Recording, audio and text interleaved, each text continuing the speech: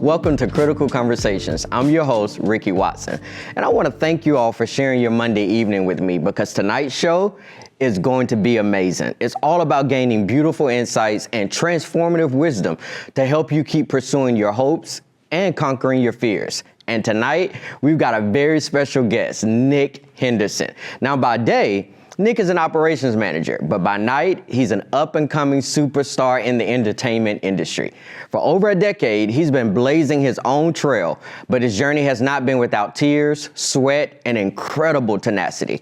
So let's dive into his story and the lessons he's learned along the way. Please join me in welcoming Nick Henderson to the show. Bring it in. Hey, Ricky. Hey, have a seat. Thank you. Well, I have the Nick Henderson on my show today. I really am excited about you being here. I really am.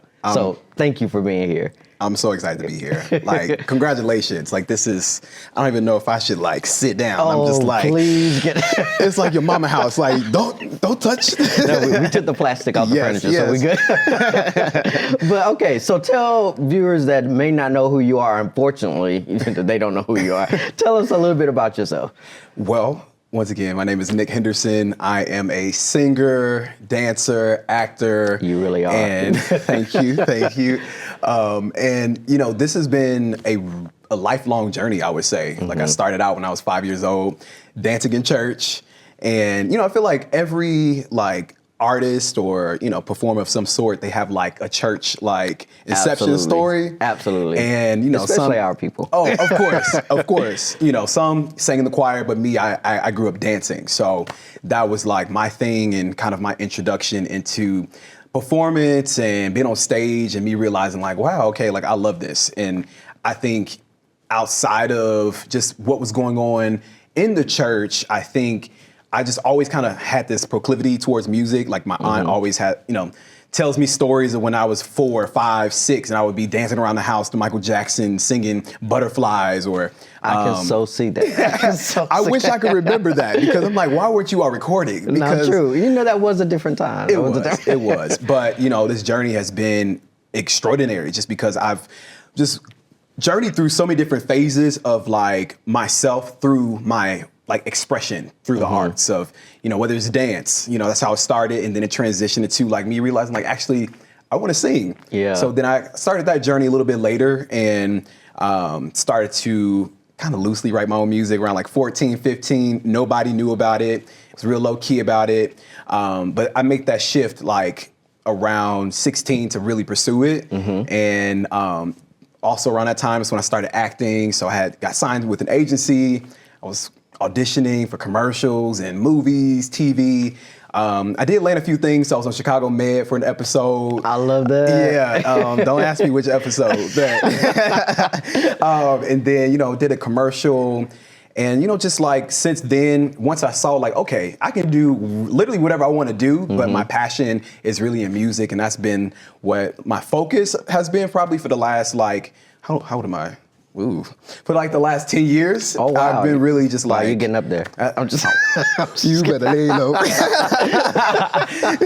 But yeah, you know, so everything I feel like has tied together so beautifully, but also has, you know, I really kind of see this as like slow and steady wins the race. So absolutely. I'm really grateful. That is so good. Okay, Now I want to jump right into this because you talked about growing up in the church, having this love for music, dance, and the arts, entertainment. How was it for you navigating growing up in the church and your music is not Mahalia Jackson?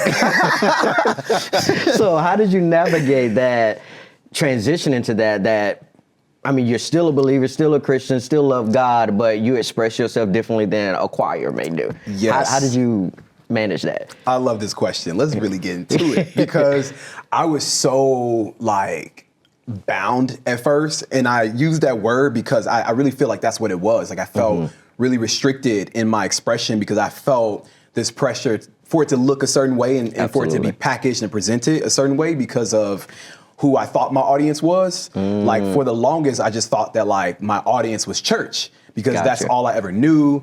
And that's the space that like essentially like affirmed my gifts. Yeah. And from a young age, you're going to do this, you're going to do that. And so you kind of take on that identity and you think that like, all right, so this is where I get, this is where I'm praised. So this is ultimately like where I should, put my focus. So a lot of my music, like a lot of people don't know this, only like my real friends and maybe some people who would consider themselves like day ones know that I actually released like a project in 2016 that was like a full blown like album.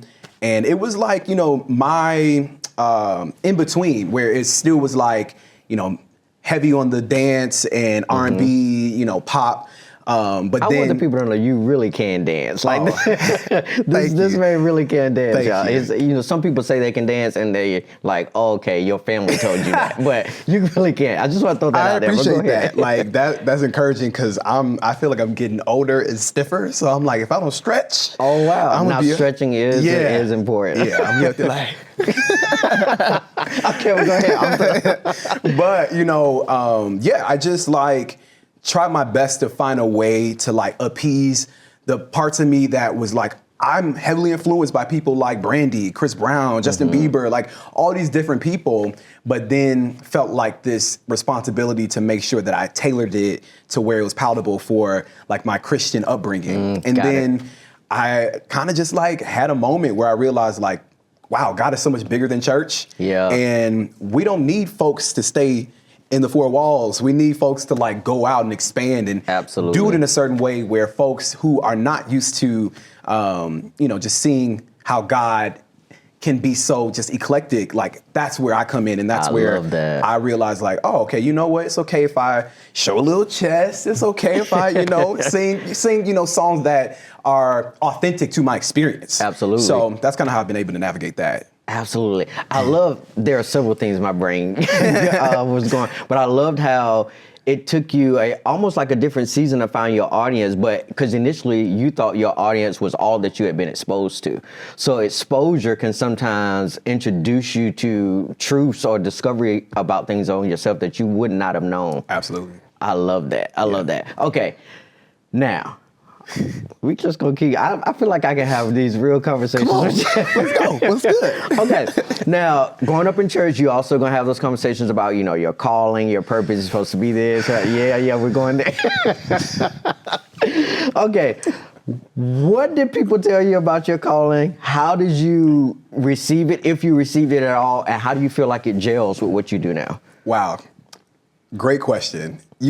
Since I was like I said, as long as I can remember, I've had people speaking into my life and, affirming not only just like my natural gifts, but like my spiritual gifts. So one thing, and I'm so glad that I have this opportunity to like talk about this because I think that the way that I've presented myself, whether that be social media or just how I show up in everyday life, I'm not that person who feels the need to let you know how spiritually gifted I am. I'm deeply, just like empathetic. I'm deeply discerning. Like there are certain things that I know is based on just like the communion that I have with God that comes from a pure place of just how I've always just been in relationship with God. At a young age, I used to, worship. I used to pray. I used to do all these things that were instilled in me, which ultimately like established this rapport with God where, I can walk into a room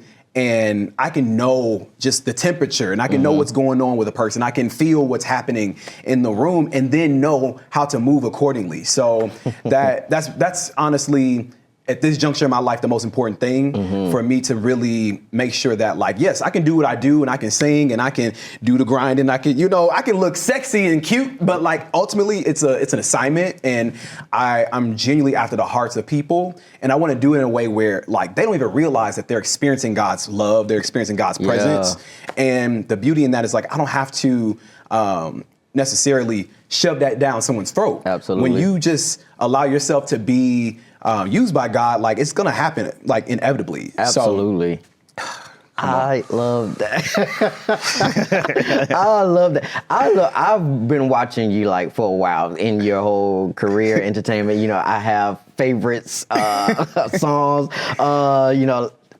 I don't know about this recent single that you got out. So you got to tell people where to find your music, all that type of stuff. Let them know. Yeah, so my most recent single is called Superstar. I released that on my birthday, and it's just like probably my most just like evolved song thus far. I worked with a friend of mine who he and I just started like kind of like collaborating, and one day we met up in the studio and I was just like, hey man, like, cause we were just now really like even building just as friends as well. So Gotcha. we were just kind of feeling things out, and I just told him, I was like, hey, it was kind of like me putting him to the test. I'm like, play something of yours that you've produced or, written that you think that I would like.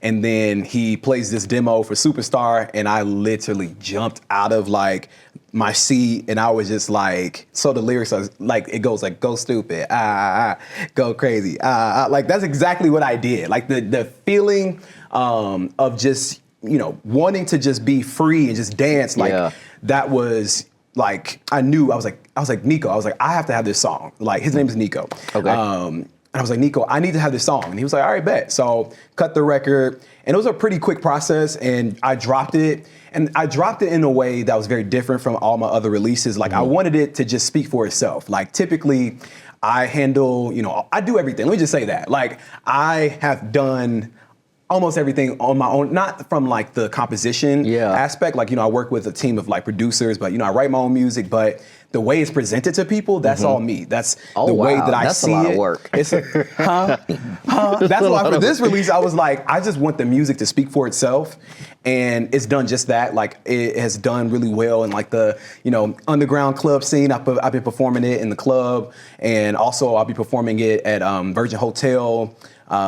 So like I'm just really just allowing things to just be organic. But my most recent release before Superstar was Last Time. I think that's the song that you liked. I love Last Time. And like I just went through like a really tough like breakup, and that song just was a song that I wrote literally years ago. I wrote it years ago, and it's sad because I'm just like, I don't know why this is even coming out, because like I'm not even in this space. But to go back to the spiritual giftings, like God will literally give me songs before it even makes sense to me. And it's beautiful to see how like God knew that there would be a time that I would need that song. Absolutely. And I would be able to, express myself in a way that it could reach people. And, it's been one of my most well-received songs. And I would even say like most respected songs. So yeah. It is gold for sure. Like it is gold. So Thank you. Yeah, you deserve all of that. Now, unfortunately, we are already out of time. I knew that was going to go by so fast. And I've just got to have you back another time. But I really appreciate you for being here tonight, sharing your life, your story, your journey, and hopefully somebody was encouraged by it. Ricky, thank you so much. Absolutely, absolutely. So proud of you. Thank you, sir. But thank y'all, and thank you again for tuning in. And on the other side of this break is the Coaching Corner, so stay with us. Welcome to Presente, a public affairs program elevating the voices and visibility of matters most important to the Hispanic Latino community, spotlighting leaders who are actively implementing solutions and fostering community-led responses to the issues in their local community. Join us monthly via Channel 19, streaming on cantv.org and the CanTV Plus app. Elevated conversation and storytelling, experience the power of community television.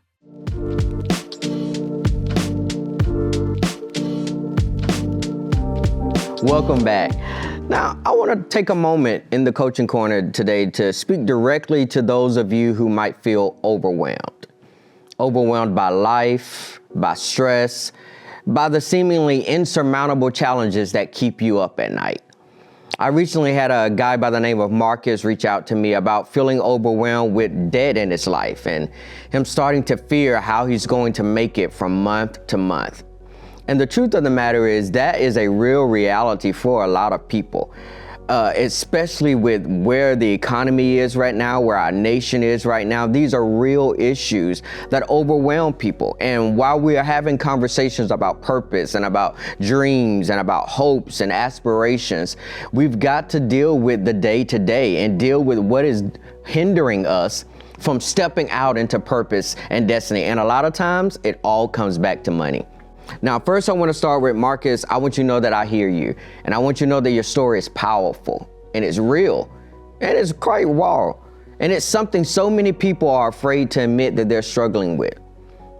But you didn't reach out to me because you want to stay in that place of fear. You reached out because you're ready to rise above it all. So let's begin to tackle this. Debt and financial strain, they're like chains. And when those chains start to wrap around your mind, they can feel like they're dragging you down into a pit of despair. But you've got to break free of that mindset before you can break free of the debt itself. Now, that point is very critical to grab a hold of and to understand that if you want to change the things that are holding you captive, and tonight we're talking about finances, but whatever it is or may be in your life, whatever that thing is, the change starts in the mind. It is as a man thinketh, so is he. If you think a certain way, you're going to live your life that way. Do you know that no matter where you are in life right now, in this very moment, think about your life. What's going on around you, how you feel about yourself, how you feel about your job, how you feel about what's going on with family members. Just think about what you believe and what you think. And I guarantee you that thought pattern is manifesting in your life. So the truth of the matter is, you've got to start dealing with that mindset, that thought processes. What are you meditating on? What are you thinking about day in and day out? And are you allowing those thoughts just to roam through your head? You know, one of the most powerful things I learned early on about mindsets and breaking free out of that. And again, we're talking about debt and we're talking about finances, but we've got to grab a hold of this mental issue here. And one of the most powerful things I learned early on, and it was so profound, but it was so simple, and that was words are more powerful than thoughts. Thoughts are constantly coming and going in your life. But the key here is to use your words.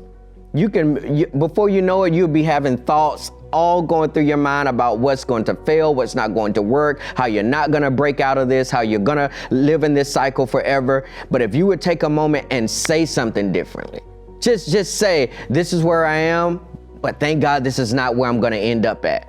All of that was the appetizer free. All right, let's jump in this. First things first, Marcus, we're going to stop thinking about this as an impossible mountain, because every mountain has a peak, and every peak can be reached step by step. I know when you think of a mountain, you think of something that is just large and big and almost impossible to get over. As high as it may seem, there is a point that you can climb over it. All right. And debt isn't a life sentence. It's a challenge, but it's also an opportunity for you to learn, grow, and conquer. So let's talk about the steps that we need to take in order to conquer that. All right. Step number one, we've got to assess the situation. We got to get a clear, honest view of where you stand. That means looking at every bill, every expense, every debt, no matter how painful it might be, because you've got to face the truth. And we can start fighting with strategy instead of fear if we start with the truth. Let's move to step two. Prioritize. Some debts are louder than others, but that doesn't mean that they're more important than others. What's the one thing right now that's threatening your peace the most? Is it the rent? Is it the utilities? Is it the car payment? Whatever it is, start there and then build a plan around tackling that piece by piece. Okay? All right, now you ready for step three? Plan, plan, plan. This step is so important. And this step is actually where we separate emotions from the mission.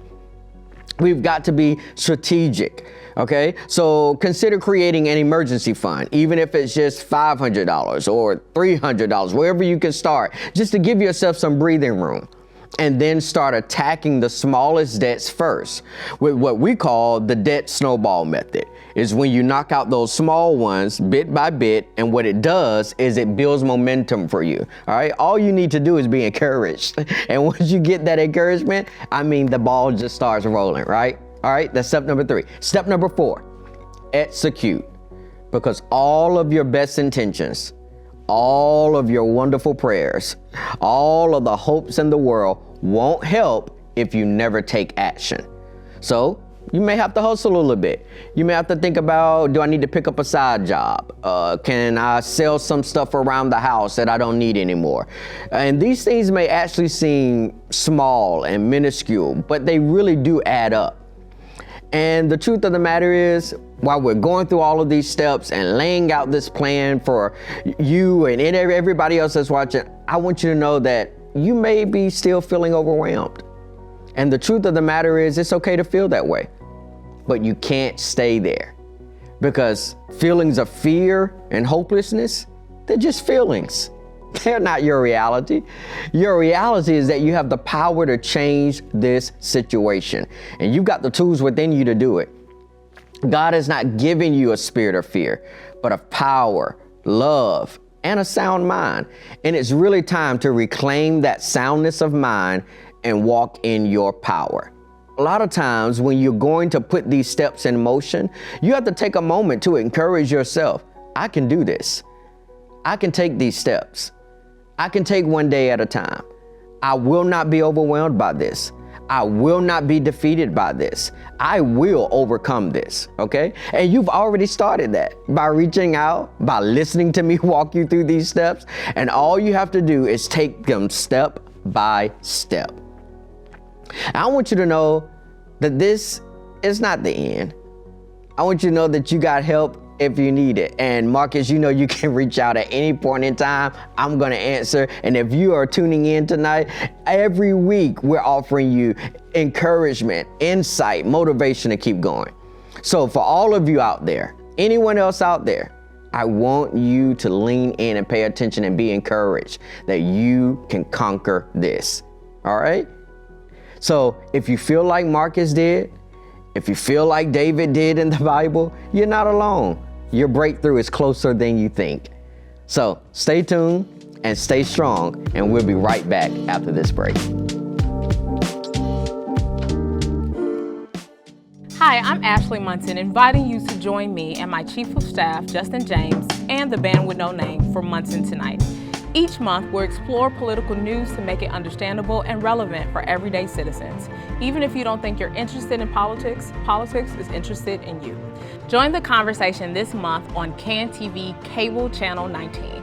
Hyper-local news and public affairs. Experience the power of community television.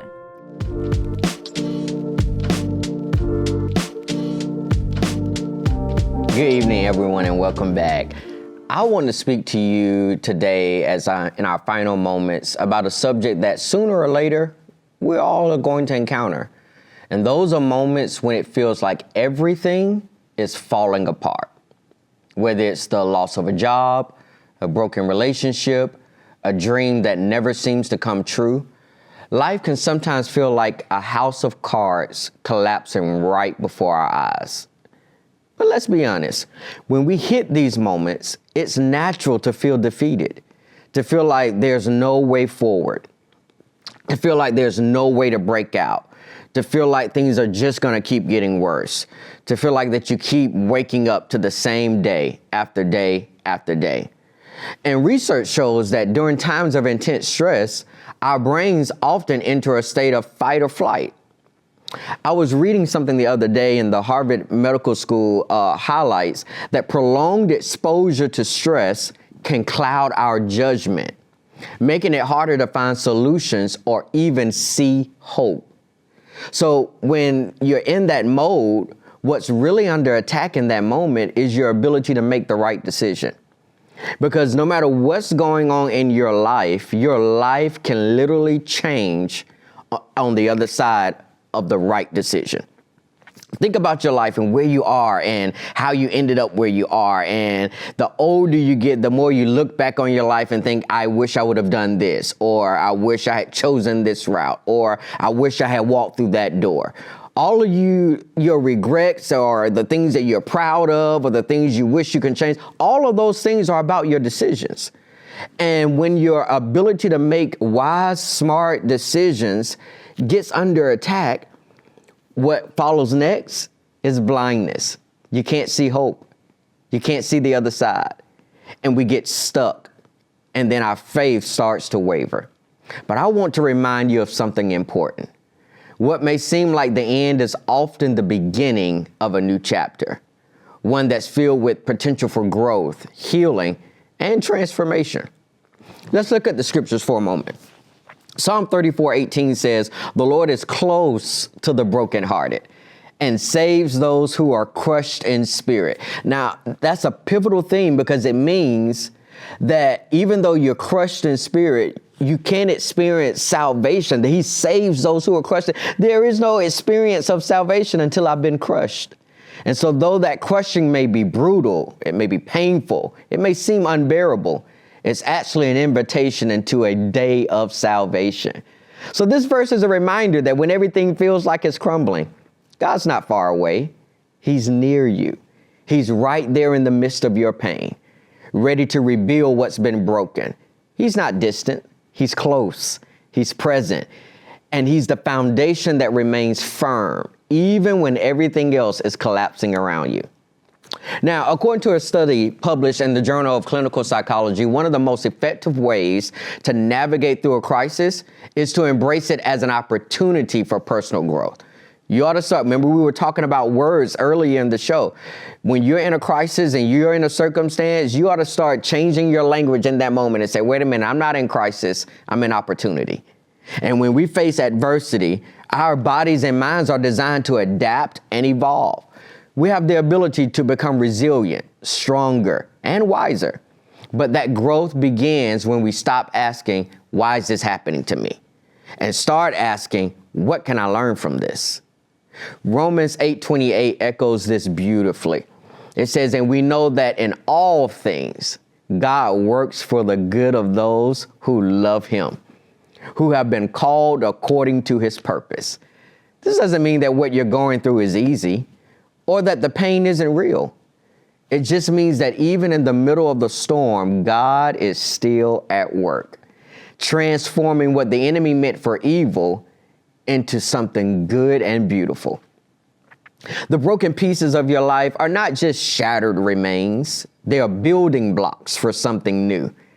Proverbs 24:16 says, though the righteous fall 7 times, they rise again. Because falling is not failure. I want you to hear that. Falling is not failure. Staying down is failure. But you have the power to rise again, to stand up, and to rebuild. And it starts with shifting your perspective. And when things fall apart, it's often a signal that something better needs to come together. Here are 3 steps to help you move forward. Number 1, acknowledge the pain. Don't stay there. Be honest about how you feel. Cry, pray, seek support, but don't let your pain define your future. Number 2, seek God's guidance. Trust that God has a purpose for your pain, because He says, I know the plans I have for you, declares the Lord. Plans to prosper you and not to harm you. Plans to give you hope and a future. And the final step here is to take small, intentional steps forward, whether it's reaching out for professional help, engaging in a community of faith, or setting small goals for yourself. But remember, you don't have to do it all at once. 1 step at a time is enough. So when it all falls apart, I encourage you not to see it as the end, but as the beginning of something new. Because know that you're stronger than you think. And with God's grace, you truly can rise from the ashes. So I want you to be encouraged tonight. And I want you to be inspired. And I want you to take time to have a critical conversation with yourself about where you are. Because I want you to remember that transformation is often on the other side of a critical conversation. Thank you and have a good night.